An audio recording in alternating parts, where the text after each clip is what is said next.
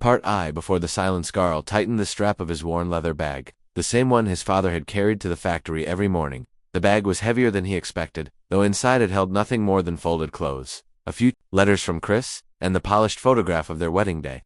He had taken the picture from its frame that morning, slipping it carefully into the inner pocket as if it were a talisman. The call to war had come swiftly, almost too swiftly, for him to process. 1 week he was repairing fences and helping neighbors carry logs down the narrow road that cut through their village, and the next he was standing in line with other men, signing his name on papers that promised his life to a cause larger than himself. Kriss had stood at the window when he left for the recruitment station. She did not cry, not the way he imagined she might. Instead, she pressed her lips together, as though holding back words. Her hands clutched the frame of the window, and her knuckles turned white. Karl tried to wave, but she only nodded, as if she had already made peace with something he couldn't yet understand. On the train ride to the front, Karl thought of her constantly. He remembered the evenings they had spent on the porch, her hair catching the last of the sunlight, her laughter carrying into the fields. They had been married just 3 years. She was young, barely 25, and still carried the lightness of someone who had never had to stare war in the face. Karl told himself he was lucky to have someone waiting, lucky to have something to return to.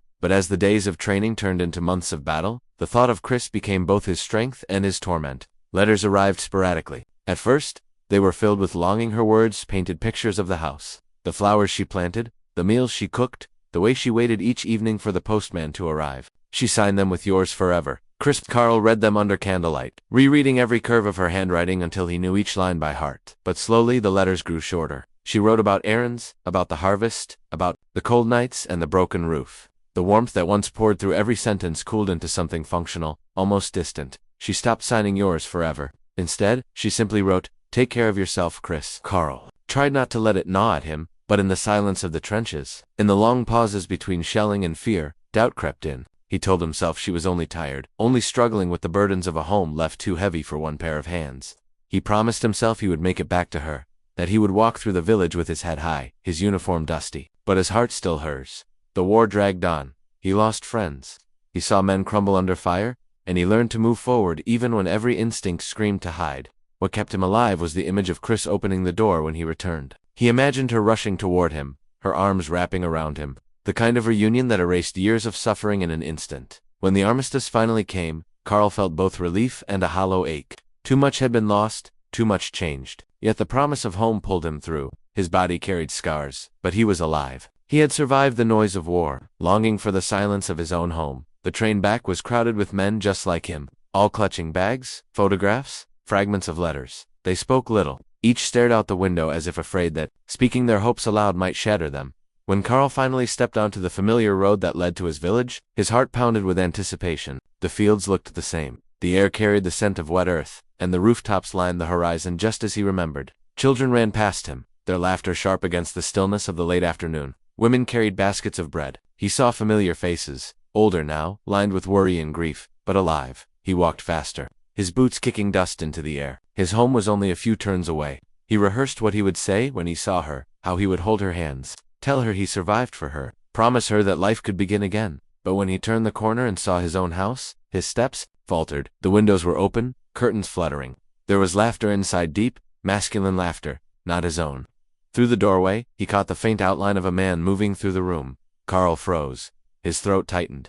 For a moment, he convinced himself it was a neighbor, perhaps someone helping with repairs. He told himself he had been away for years, and surely kindness still existed in this village. But then, he saw her, Kriss. She appeared in the doorway, her hair tied loosely back, her face softer than he remembered. She was smiling in a way she hadn't in her last letters. Her hand brushed the man's shoulder as if it belonged there. The sound in Karl's ears roared, louder than any battlefield. He didn't step forward. He didn't call her name. Instead, he stood in the shadow of the elm tree across the road, gripping the strap of his bag until his fingers ached. The photograph in his pocket felt suddenly heavy, unbearable. The war had ended, but a new battle had just begun, one he hadn't been trained to fight. Part 2. The return. Karl stayed under the elm tree longer than he intended, watching the scene unfold through the thin veil of disbelief. The man with Kriss moved closer to her, their laughter blending seamlessly, a sound that should have warmed his heart but instead sent a shiver down his spine. Karl felt a cold knot tighten in his chest. He wanted to scream, to run forward and demand answers, but his body refused to obey. Time seemed suspended.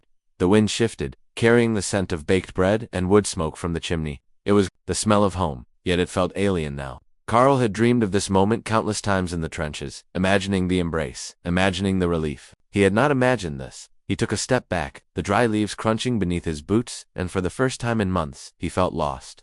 Every plan, every promise he had made to himself unraveled in a single instant. The letters that once brought him comfort now seemed hollow. The "take care of yourself." Kriss felt like a mockery. Karl leaned against the tree, closing his eyes, trying to reconcile the man he saw with the memories he held. Kriss, she had been his world, his anchor in the chaos. Yet here she was, smiling at someone else, her hand resting in a way that once had only been his. He forced himself to breathe, slowly, painfully, counting to 10 in the silence. The sound of a door closing inside made him start. The man's hand lingered on Kriss's shoulder before he stepped back. Kriss's eyes lifted, and for a moment, Karl imagined she might see him, might recognize the man standing across the street. But she did not. She never turned. The photograph in his pocket felt heavier than ever. He ran his fingers over it, feeling the faint creases in the paper, the smudges from months of handling. Memories flooded in their first meeting at the market, the night he proposed under the stars, the quiet Sunday mornings when they shared tea on the porch. Each memory now carried a sharp edge, twisting into something he hadn't anticipated. Betrayal. Karl walked slowly toward the house, each step measured, as if testing his courage. The man inside was tall, with a calm confidence that made Karl's anger bubble beneath the surface. Kriss, meanwhile, moved with ease, her presence relaxed and natural, oblivious to the storm gathering just outside. He reached the door, his hand hovering over the handle. The idea of confronting her seemed almost impossible. How could he begin to explain the years of war, the letters, the nights of longing, and the empty spaces that had stretched between them? And yet, the idea of leaving without speaking felt like abandoning himself. Finally, he knocked. The sound echoed in the quiet room, sharper than any gunshot he had heard on the battlefield. Kriss froze mid-step, glancing toward the door. The man by her side frowned, confused. Karl waited, heart pounding, muscles tense, the photograph still clutched in his pocket. Kriss opened the door. For a brief, suspended second, neither spoke. Her eyes widened, scanning his face as if trying to place him in the fabric of her memory. Recognition flickered, but it was tempered by a hesitation that made Karl's chest tighten. Karl. Her voice was soft, unsure, almost a whisper. "Kriss," he said, his voice raw, stripped of the rehearsed words he had practiced for months. I'm home." Her lips parted, but no words came. The man behind her shifted his presence, suddenly heavier, more intrusive, and Karl realized that the dynamics of his home had shifted in ways he could not yet comprehend. "Karl, it's complicated," Kriss finally managed, stepping slightly in front of the other man. Her eyes were wide, but not with fear. There was something else there, something unspoken. Karl's mind raced. The walls of the house, once familiar and comforting, now seemed like a foreign territory. Every piece of furniture, every corner, every sound felt distorted by this revelation. He thought of the nights he had spent in the mud, the letters he had written, the hope he had carried like armor. And now it seemed that hope had been a lie, fragile as glass, shattered without his knowledge. Complicated. Karl echoed, his voice trembling with something between disbelief and sorrow. "Kriss, I came back. I survived. For you, for us, and you." His throat tightened. "You?" Kriss held up a hand, shaking her head. "It's not what you think," she said, quickly, almost pleading. I didn't plan it. You were gone for so long, Karl. I waited. I thought I needed someone there. I didn't mean to hurt you." Karl closed his eyes briefly, taking a deep, shuddering breath. He wanted to yell, to demand answers, to reclaim the home and the life he had fought to preserve. But the words caught in his throat, lodged in the raw wound of betrayal. The man behind her, sensing the tension, stepped forward. "Karl, maybe we should talk." "No," Karl interrupted sharply, his eyes flashing. "Not now." He turned his gaze back to Kriss. "You don't get to explain this to me with him standing there. Not like this." Kriss nodded, understanding. In her expression, she stepped aside, letting the man retreat to another room. The momentary silence was deafening. Karl felt the weight of it pressing down, heavier than any artillery he had endured. For hours, they stood in the hallway, speaking in fragmented sentences, each word a tentative bridge over a chasm that had opened wider than either of them could have imagined. Karl listened, hurt and anger intertwining, while Kriss tried to justify decisions she didn't want to make but felt she had no choice but to. The reality was stark. Life had moved on while he was away, and the home he had imagined returning to, the life he had dreamed of rebuilding, now seemed like a memory that belonged to someone else. Yet, even in that moment of shock and betrayal, Karl's love for Kriss did not vanish. It twisted and warped, tinged with pain, but it remained. And he realized that the coming days would not be about recrimination alone. They would be about navigating the fragile terrain of human hearts, about confronting change, and perhaps finding a way to understand each other again.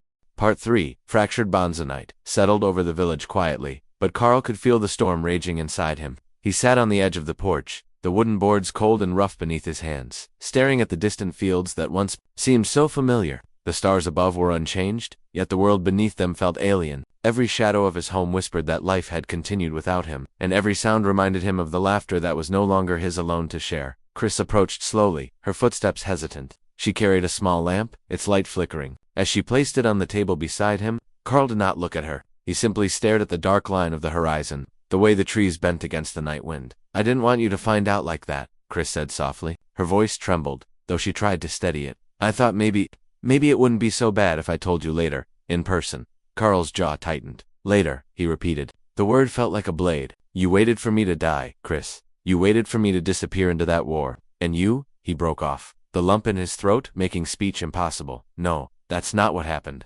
Kriss's eyes glistened with unshed tears. "I waited. I tried to wait, but the loneliness, the silence, it crushed me. Karl, I thought of you every day, and I wrote to you, and You wrote," Karl interrupted, his voice low and shaking, "but the letters changed. The words I loved turned into distance. I read them, and I thought maybe something had happened to you. Maybe you didn't love me anymore. But no, you found him. You moved on." Kriss shook her head. "I didn't move on. I tried to survive. I didn't know if you'd come back. And then, when he was there, it felt like someone reached out to keep me from drowning. I didn't mean for it to be love. I didn't want it to be love." Karl closed his eyes, leaning back against the rough wood. He remembered the nights spent in trenches, the nights filled with fear and the constant sound of guns and shouting, yet the emotional wounds of this moment cut deeper than any physical injury he had endured. "I can't believe this," he whispered, more to himself than to her. "I fought to survive. Kriss, I fought to come back to you. And now I don't even know who you are anymore." Kriss knelt beside him, her hand reaching for his, hesitant. "I'm still me," she said. "I'm still the woman who loves you, Karl. But I'm also the woman who had to survive when you weren't here. I made mistakes. Yes. I hurt you. Yes. But my heart never stopped thinking of you." Karl looked at her, really looked at her, and saw the truth in her eyes, the fear, the guilt, the longing, and yet, seeing it only made the ache inside him sharper. The man she had let into her life, even in his absence, was a wound he didn't know how to close. Days passed in tense silence. Karl found himself wandering the house like a ghost, touching objects that once felt sacred, the table where they had eaten breakfast, the fireplace where they had sat talking late into the night, the worn sofa where they had first shared a kiss after their wedding. Everything was the same, yet nothing felt like home.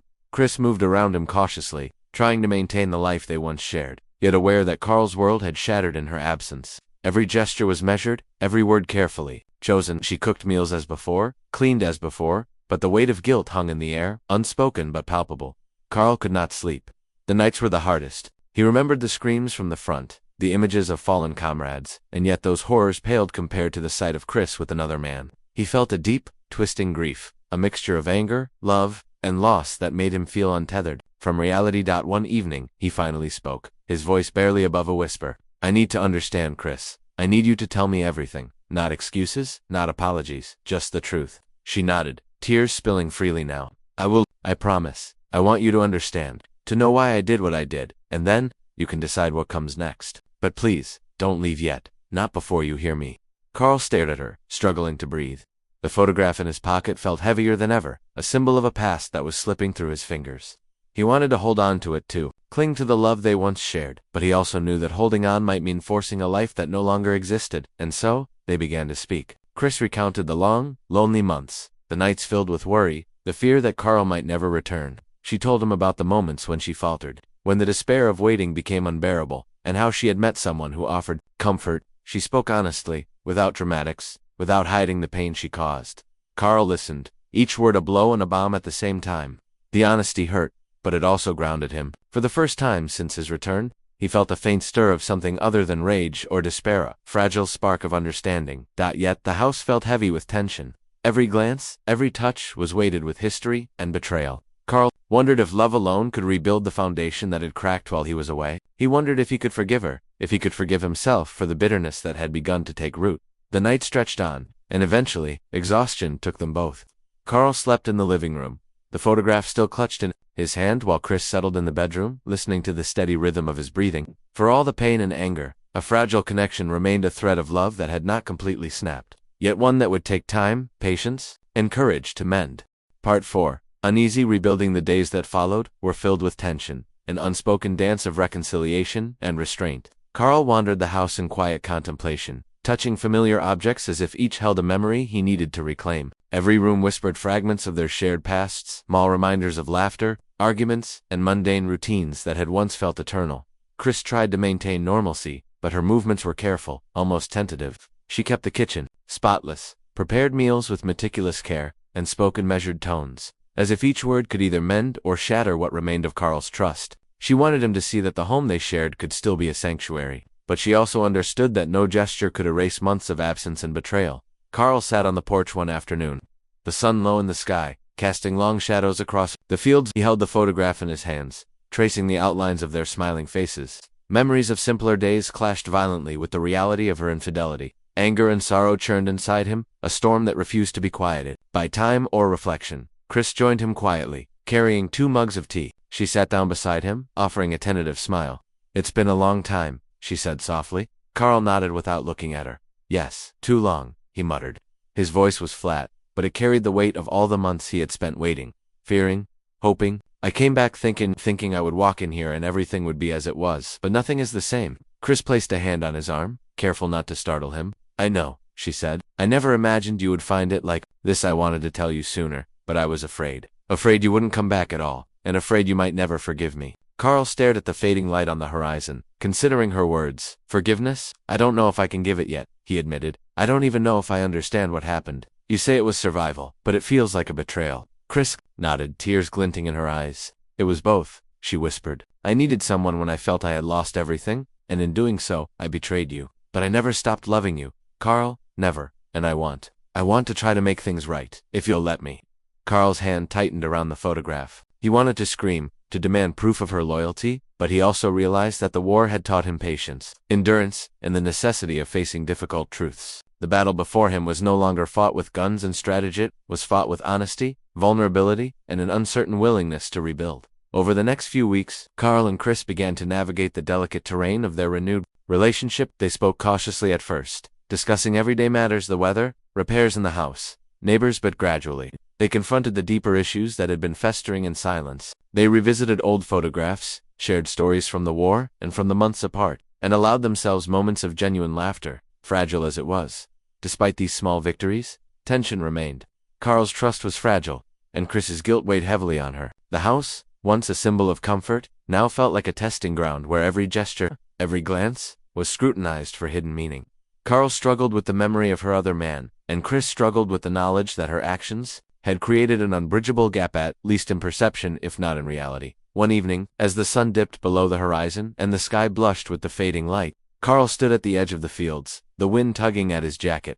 Kriss joined him, her presence silent but reassuring. They stood side by side, the silence between them filled not with emptiness, but with the tension of unspoken words and shared history. "I don't know if things will ever be exactly as they were," Karl said finally, his voice low, "but maybe they can be something new, something better, if we're honest with each other, if we let go of what we can't change." Kriss turned to him, eyes shimmering.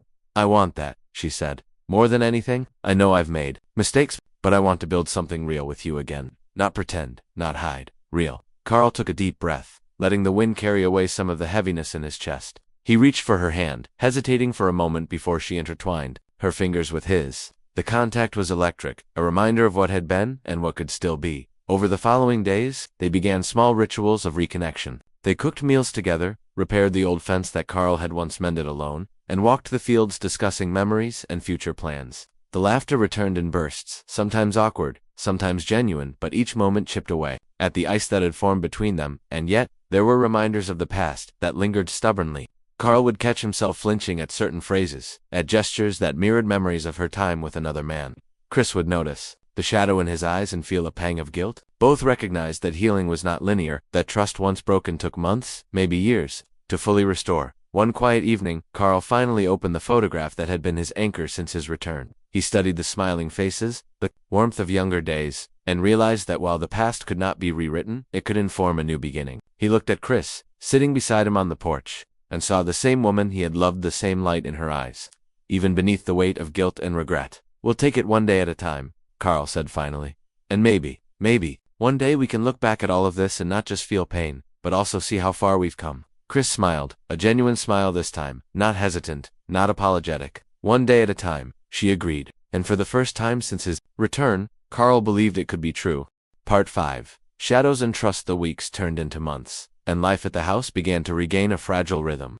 Karl and Kriss moved carefully, each aware of the lingering shadows from the past. Trust, once broken, proved harder to rebuild than any wall Karl had repaired or trench he had survived. Karl spent mornings tending to the garden, hands deep in the soil, finding solace in physical labor. It reminded him of the simpler days before the war, before letters of longing were replaced with vague, distant words, before the absence had stretched into months. Kriss often joined him, and though silence sometimes fell between them, it was no longer the heavy silence of fear or resentment. It was a tentative quiet, a space in which they could slowly feel each other again. Yet the shadows lingered. Karl caught himself glancing toward rooms where memories felt most alive, the living room where laughter had once been theirs, the bedroom where intimacy had been both comfort and sanctuary. Occasionally he would pause mid-step, remembering fleeting gestures of her other man. Those images forced him to confront an emotion he had tried to bury. Jealousy intertwined with sorrow. Kriss sensed it, and she tread lightly. She did not offer excuses anymore. She simply showed up, showing through actions rather than words that she was committed to rebuilding what had been fractured. She began leaving small notes for him, reminders that she was thinking of him, small acts of affection that spoke louder than declarations. Karl, slowly, began to read them, not just the words, but the intention behind them. One evening, as the sky blushed with the fading light of sunset, Karl and Kriss sat on the porch, sipping tea. Karl's hands were calloused from the day's work. Kriss's fingers traced the rim of her mug absently. Neither spoke immediately. Instead, they watched the horizon, a world bathed in gold, the distant trees swaying gently. Karl, Kriss began softly, I know I can't take back what happened. I can't undo it, but I need you to know. It doesn't define us. I want to build something new, something real with you. Not a shadow of what we had, but something stronger.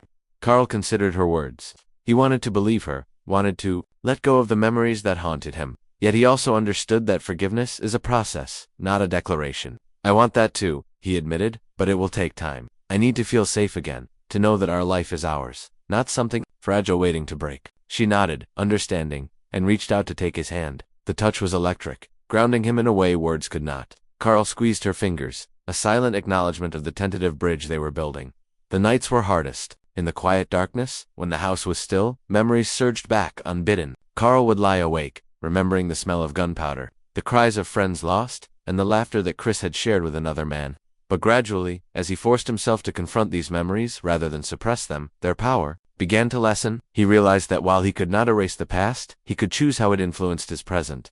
Kriss also struggled. She had lived with guilt every day, haunted by the knowledge that her actions had wounded the man she loved most. But through her dedication, through her patience and honesty, she began to see that Karl's presence, the man who had returned from war, was not defined solely by the past. He was also defined by his willingness to try, to confront the pain, and to choose her even after heartbreak. Together, they began setting new boundaries, finding new ways to express love and trust. They shared meals without distraction, spent evenings walking the fields as they once had, and engaged in long conversations where honesty was the rule and judgment was suspended. Each small victory reinforced the fragile but growing foundation of their renewed bond. One afternoon, Karl discovered a bundle of old letters from the trenches, hidden in a drawer. He hesitated before opening them, fearing the memories they might evoke. Yet, as he read, he realized that these letters were more than words. They were evidence of his own resilience, of the hope he had carried for months through unimaginable hardship. And now, those same letters offered insight into his own heart, his capacity to endure, to forgive, and to rebuild. Kriss found him later, seated with the letters spread across his lap. Are you angry? She asked gently. Karl shook his head. Slowly. Not anymore. I'm reflective. These letters remind me of what we survived, what we endured, and maybe they remind me that we can endure this too. Kriss sat beside him, resting her head on his shoulder. I want to endure it with you, she whispered. Through everything, Karl. No more secrets, no more silence.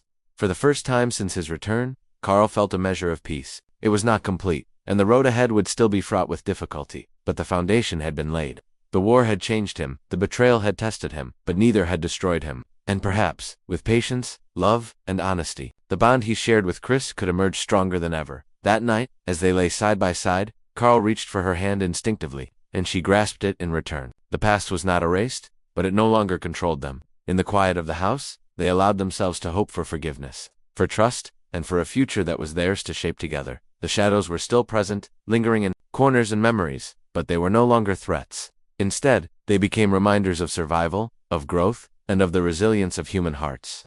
Karl and Kriss understood that love was not just about shared joy, it was about enduring pain. confronting truth, and choosing to move forward together, one day at a time. Part V: Rebuilding Trust. The following weeks were an exercise in patience and persistence. Karl and Kriss both understood that rebuilding what had been broken would take more than words. It would require daily choices, repeated demonstrations of commitment, and an unwavering willingness to confront the lingering shadows of betrayal. Karl took on the house repairs with renewed purpose, repairing what had been neglected during the war, and adding small improvements that Kriss had dreamed about. He painted walls, fixed the broken fence, and cleared the garden of weeds that had crept in during his absence. Each task was physical, grounding, and a way to reclaim control over a life that had once been dictated by chaos. Kriss helped whenever she could, not merely out of obligation, but as a sign of shared responsibility. She often watched Karl in quiet admiration as he worked with careful precision, his hands scarred and strong from months of combat. And yet, there were moments when the past crept into their present, when Karl's gaze would harden at a memory, and Kriss's voice would falter with guilt. One morning, Karl found Kriss sitting by the window, staring out at the fields with a distant expression. He walked quietly toward her, careful not to startle her. "Thinking about the past?" he asked gently. Kriss nodded, brushing a strand of hair from her face. "I keep wondering, if you hadn't gone to war, if I hadn't been alone, would we even be here, like this?" Karl sat beside her, letting silence hang for a moment before he spoke. "We're here now," he said firmly, "and that's what matters. We can't change the past, but we can shape what comes next." She turned to him, a tentative smile on her lips. "Do you really believe that?" He took her hand, feeling the warmth and reassurance it offered. "I want to believe it, and I will try, every day, to make it true. But you have to understand it's not just about me trusting you. It's about both of us learning to trust each other again." Kriss nodded, squeezing his hand. "I'm willing," she said. "I'll do whatever it takes." The process was slow. They started with small routines, shared meals without distraction, evenings spent talking about memories instead of avoiding them, and walks in the fields where silence was allowed but never oppressive. Each day, they built tiny victories, affirming their bond in actions rather than declarations. Karl struggled with moments of doubt. Sometimes, when he caught himself imagining her with another man, a surge of anger or despair would rise. But he reminded himself of the progress they had made, the care she showed in her words and gestures, and the fact that she had chosen to face him with honesty rather than hide from the consequences of her actions. Kriss, in turn, had to wrestle with her own guilt. She had lived with the knowledge that her choices had wounded the person she loved most, and she feared that no effort could ever fully repair the damage.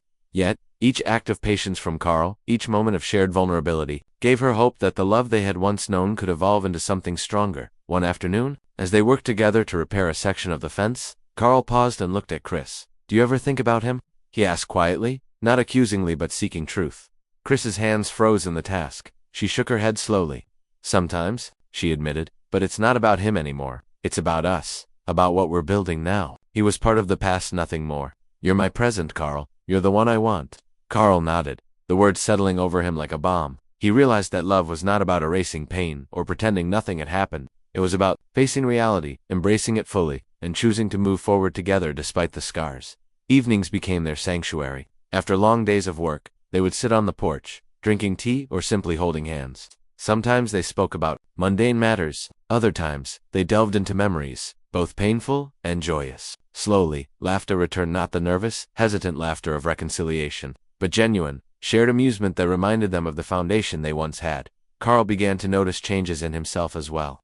He was less tense, more willing to speak about feelings he had long buried, and increasingly patient with both Kriss and himself. He realized that surviving the war had taught him endurance, but surviving the emotional turbulence of his homecoming required a different kind of strength, one that involved vulnerability, trust, and forgiveness. Kriss, too, grew stronger. She learned to navigate Karl's moods without retreating, to speak honestly without fear of anger, and to demonstrate her love in consistent, tangible ways. She understood that rebuilding trust was not a single act, but a series of daily choices that required courage and humility. One evening, as the sun dipped below the horizon and painted the fields in shades of gold and crimson, Karl and Kriss stood together in the garden. The air was crisp, carrying the scent of earth and growing things. Karl looked at Kriss, her hair catching the last light of day, and felt a surge of gratitude. "We've come a long way," he said softly. Kriss smiled, leaning into him. "Yes, and we still have a long way to go, but I believe we can do it together." Karl took a deep breath, the weight of the past lifting just enough to allow hope to enter.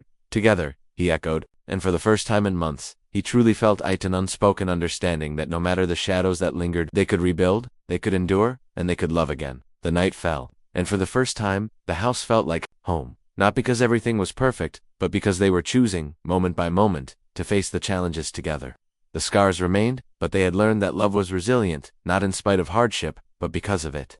Part 7. A new beginning. The first snow of winter arrived quietly, settling over the village in a delicate blanket of white. The world seemed softer, hushed, as if it had been holding its breath for a long time. Karl stood at the edge of the garden, watching the flakes drift lazily to the ground. The air was crisp, and the sky glowed pale gray, hinting at the slow arrival of a cold evening. Kriss joined him, her scarf wrapped loosely around her neck, cheeks flushed from the chill. She slid her hand into his without a word. Karl felt the warmth of her fingers, the steady pulse of her presence, and for the first time in months, he felt fully grounded. "We made it," Kriss said softly, her voice barely above the wind. Karl nodded, his eyes scanning the familiar lines of their home, the trees bending gently under the weight of snow. "We did," he replied, though the words felt inadequate, not perfectly, not without pain. "But we made it." They walked together along the path to the barn, boots crunching in the snow. Each step was deliberate, measured, a small act of reclaiming both the present and the future. The barn had been neglected during the war, and Karl had spent weeks repairing the roof, replacing broken boards, and clearing debris. Now, with the snow falling around them, it looked solid and welcoming, a symbol of resilience. Much like their relationship. Inside, Karl picked up a bundle of letters he had saved from his time away. He flipped through them, tracing the edges. With care, memories flooding back, the fear, the loneliness, the hope that had kept him alive. He glanced at Kriss, who watched him quietly. "You've changed," she said after a while, her tone reflective rather than accusatory. "The war, everything. It's changed you, but you're still you, and I'm grateful for that." Karl looked at her, the lines of tension on his face softened by a small smile. "And you've changed too," he said. "You've been through your own battles, your own loneliness. But you're still here, and that matters more than anything else." Kriss moved closer, resting her head briefly against his shoulder. "I want to keep building," she said. "No pretending, no hiding, just us, day by day." Karl exhaled slowly, letting the tension of the past months release a little. "Day by day," he agreed. He reached for her hand and held it firmly, grounding himself in the warmth of her touch. Winter settled deeper into the village, and with it, a rhythm returned to their lives. Karl and Kriss established new routines, morning walks, shared meals, evenings spent by the fireplace. Each small act, though mundane, became a testament to their resilience and commitment. They spoke openly about fears, doubts, and lingering pain, learning to navigate the complexities of trust and love in ways they hadn't before. Occasionally, Karl would find himself thinking of the man who had been with Kriss in his absence. The memory no longer provoked the same fury or despair. Instead, it served as a reminder of the fragility of life and the necessity of presence and commitment. He realized that betrayal had tested them, but it had not destroyed the foundation of their bond. Kriss, too, had found peace. She no longer carried the sharp sting of guilt as a constant weight. Through daily honesty and acts of love, she demonstrated that the choices of the past did not define the future. She had been wrong, yes, but she had also been courageous enough to face Karl, to confront the consequences, and to work alongside him to rebuild. One quiet evening, after a long day of chores and repairs, they sat together on the porch, sipping hot tea as the sun dipped behind the snowy fields. Karl turned to Kriss, watching her face glow in the fading light. "Do you remember the first winter we spent here?" he asked. Kriss smiled faintly. "Yes, you tried to make a snowman, and it collapsed halfway through."